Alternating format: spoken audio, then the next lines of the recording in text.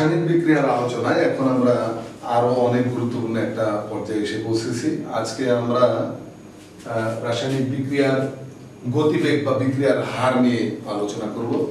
প্রথমেই চলো আমরা জেনে নেই যে বিক্রিয়ার হার বা গতিবেগ বলতে কি বোঝায়। আসলে দুটা কিন্তু সমার্থক শব্দ, বিক্রিয়ার হার এবং বিক্রিয়ার গতিবেগ একই অর্থ মিল করে, ঠিক আছে?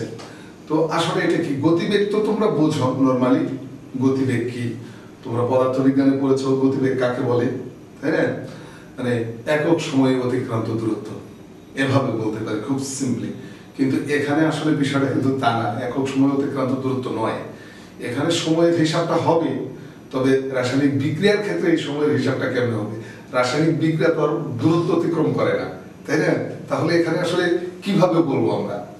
দেখো, রাসায়নিক বিক্রিয়ায় যা ঘটে সেটা হচ্ছে বিক্রিয়ক সমূহ উৎপাদে পরিণত হয়, রাইট? হ্যাঁ, বিক্রিয়ক সমূহ পরস্পরের সাথে বিক্রিয়া করে উৎপাদে পরিণত হচ্ছে।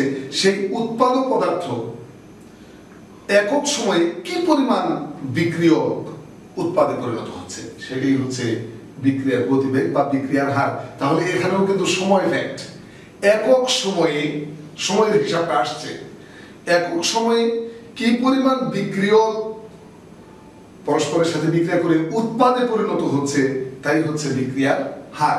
এখন একক সময়ে যদি অনেক বেশি পরিমাণ উৎপাদক তৈরি হয়, তারপরে বেশি পরিমাণ বিক্রিয়ক পরস্পরের সাথে বিক্রিয়া করে অনেক বেশি উৎপাদে পরিণত হয়েছে, তারপরে এই বিক্রিয়ার হার বেশি। অল্প সময়েই অনেক উৎপাদক তৈরি হয়েছে, তাহলে এই বিক্রিয়ার হার বেশি। আর যদি এমন হয় যে না, একক সময়ে খুব বেশি পরিমাণ বিক্রিয়ক উৎপাদে পরিণত হয়নি, তার মানে এই বিক্রিয়ার হার বা বিক্রিয়ার গতিবেগ খুব কম, তাই না? এই হচ্ছে বিক্রিয়ার হার বা বিক্রিয়ার গতিবেগ। এই বিক্রিয়ার হার বা গতিবেগ নিয়ে তোমরা পরবর্তী ক্লাসে অর্থাৎ কলেজ পর্যায়ে গিয়ে তোমরা আরো বিস্তারিত জানবে। এখন এই বিক্রিয়ার হার বা বিক্রিয়ার গতিবেগের উপর অনেক বিষয় আছে। এই বিক্রিয়ার হার বা গতিবেগ এর উপর সেগুলি প্রভাব বিস্তার করে রাখে। অনেক বিষয় আছে যেগুলাকে বলা হয় নিয়ামক, সেগুলি আমরা আলোচনা করব। তার আগে বিক্রিয়ার হারের উপর সেই নিয়ামকগুলো আলোচনার পূর্বে আমাদের জানা দরকার কিছু গুরুত্বপূর্ণ বিষয়। যেমন আমরা প্রথমেই করব যে রাসায়নিক সাম্যাবস্থাটা কি। রাসায়নিক সাম্যাবস্থা এইটা কিন্তু এই জায়গায় অত্যন্ত গুরুত্বপূর্ণ। রাসায়নিক সাম্যাবস্থা, এর আগে আমরা কিন্তু উভমুখী বিক্রিয়া পড়েছি, সেটা অনেক আগে। অর্থাৎ বিক্রিয়ার দিকের উপর ভিত্তি করে বিক্রিয়া দুই প্রকার পড়েছিলাম, তাই না? একমুখী বিক্রিয়া এবং উভমুখী বিক্রিয়া। তো উভমুখী বিক্রিয়াটা তো তোমরা ইতিমধ্যে অনেক ক্লিয়ার, যে একই সাথে যখন সম্মুখ দিকেও হয়, অর্থাৎ বিক্রিয়কগুলা বিক্রিয়া করে উৎপাদে পরিণত হয়, আবার কিছু উৎপাদ তৈরি হওয়ার পর উৎপাদগুলো পরস্পরের সাথে বিক্রিয়া করে আবার বিক্রিয়কে পরিণত হয়। তো একই একটা বিক্রিয়া যখন উভয় দিকেই চলতে থাকে, তখন ওই বিক্রিয়াকে আমরা বলি উভমুখী বিক্রিয়া। তার মানে উভমুখী বিক্রিয়ার কিন্তু দুটি পার্ট, একটা হলো সম্মুখী। সম্মুখী কোনটুকু? যে বিক্রিয়কগুলা বিক্রিয়া করে উৎপাদে পরিণত হচ্ছে, এটা সম্মুখী বিক্রিয়া। আবার যখন উৎপাদ তৈরি হয়ে গেল, তখন উৎপাদকগুলো আবার পরস্পরের সাথে বিক্রিয়া করে বিক্রিয়কে পরিণত হচ্ছে, এটা হলো পশ্চাৎমুখী। উল্টা দিকে আসলো, বিপরীত দিকে আসলো, তাই এটাকে বলবো আমরা পশ্চাৎমুখী বিক্রিয়া। তাহলে যে সম্মুখী বিক্রিয়া আর পশ্চাৎমুখী বিক্রিয়া, সম্মুখী বিক্রিয়ার হার বা গতিবেগ এবং পশ্চাৎমুখী বিক্রিয়ার হার বা গতিবেগ সর্বদা সমান নাও থাকতে পারে, তাই না? তো যখন একটা বিক্রিয়া শুরু হয়, বিক্রিয়া শুরুর কালে যখন শুরু হচ্ছে, তখন কিন্তু পাত্রে বিক্রিয়কের পরিমাণ বেশি, উৎপাদন নাই, তাই না?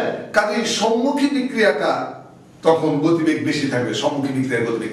পশ্চাৎমুখী বিক্রিয়া নাই, কেননা তখনও উৎপাদক তৈরি হয়নি। যখন উৎপাদক তৈরি হবে, এবার পশ্চাৎমুখী বিক্রিয়ার গতিবেগ হিসাব করার বিষয়। তো উৎপাদক যত বেশি হবে, পশ্চাৎমুখী বিক্রিয়ার গতিবেগ তত বাড়বে। তার মানে দেখো, সম্মুখী বিক্রিয়ার গতিবেগ শুরুতেই কিন্তু থাকে, বিক্রিয়ার গতিবেগ থাকে, বিক্রিয়ার হার থাকে, তাই না?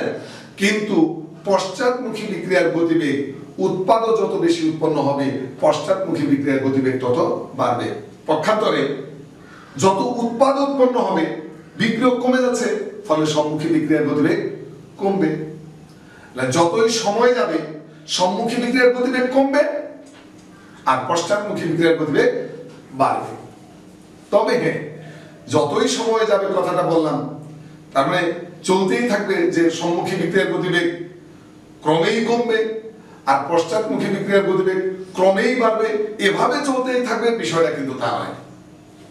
তো চলো আমরা এই বিষয়টা একটু গ্রাফে দেখি, যে একটা সম্মুখী বিক্রিয়ার গতিবেগের একটা গ্রাফ আমরা আঁকবো আর পশ্চাৎমুখী বিক্রিয়ার গতিবেগের একটা গ্রাফ আঁকবো।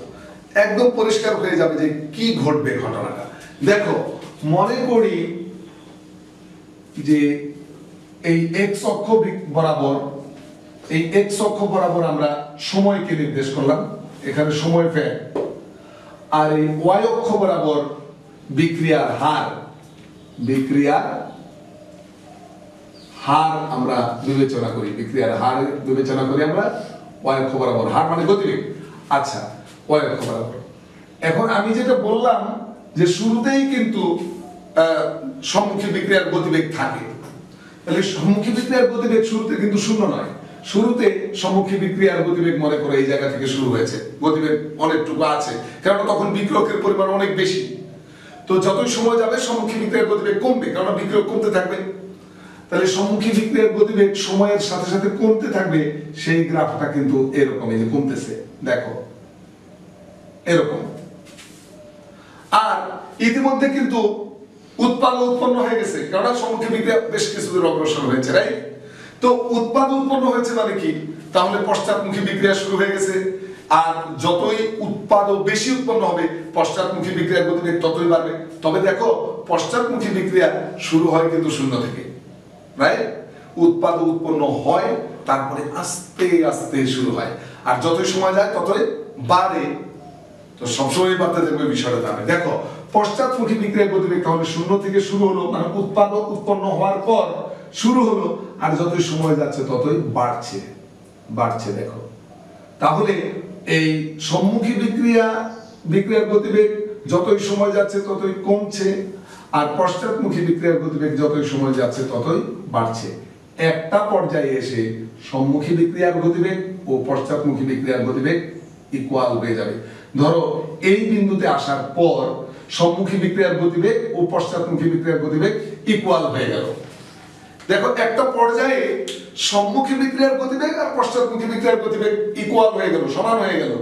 এই যে অবস্থাটা, এরপরে কিন্তু একটা নির্দিষ্ট বেগে বিক্রিয়াটা চলতেছে। হ্যাঁ, এরপরে একটা নির্দিষ্ট বেগে বিক্রিয়াটা চলতেছে। এই যে পয়েন্টটা, এই পয়েন্টটাই হলো বিক্রিয়ার সাম্যাবস্থা। এটাই হচ্ছে বিক্রিয়ার সাম্যাবস্থা, এটা সাম্যাবস্থা। আর আমরা এইটাকে বলি সম্মুখ বিক্রিয়ার গতিবেগ, এটাকে বলি আমরা সম্মুখ বিক্রিয়ার গতিবেগ বা বিক্রিয়ার হার বা গতিবেগ লিখি, গতিবেগ। আর এটা পশ্চাৎ বিক্রিয়ার গতিবেগ বা পশ্চাৎমুখী বিক্রিয়ার গতিবেগ, বিক্রিয়ার গতিবেগ।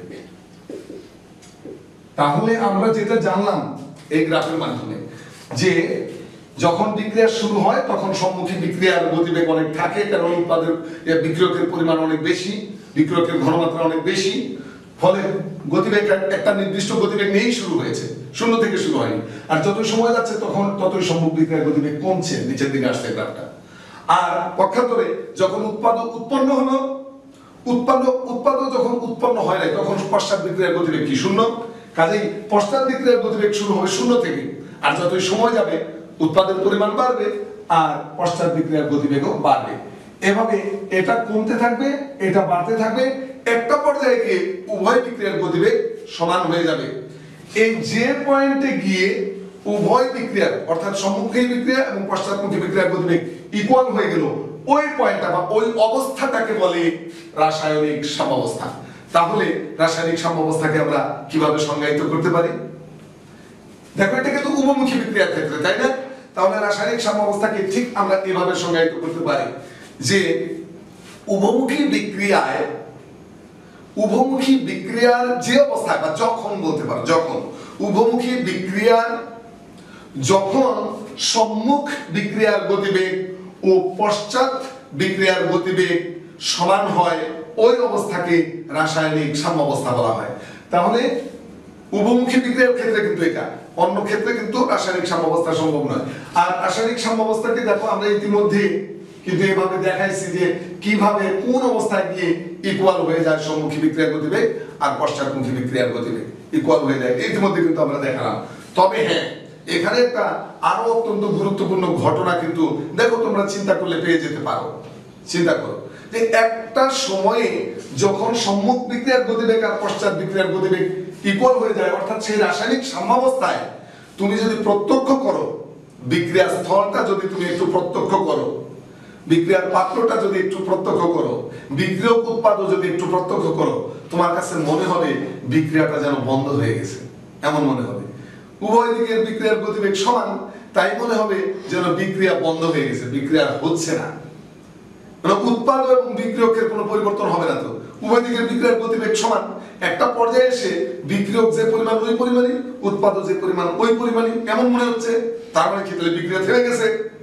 কিন্তু আসলে কিন্তু বিক্রিয়া থামে নাই। উভয় দিকের গতিবেগ সমান হওয়ার কারণে আপাত দৃষ্টিতে মনে হচ্ছে যেন বিক্রিয়া থেমে গেছে, কিন্তু আসলে বিক্রিয়া থেমে যায়নি।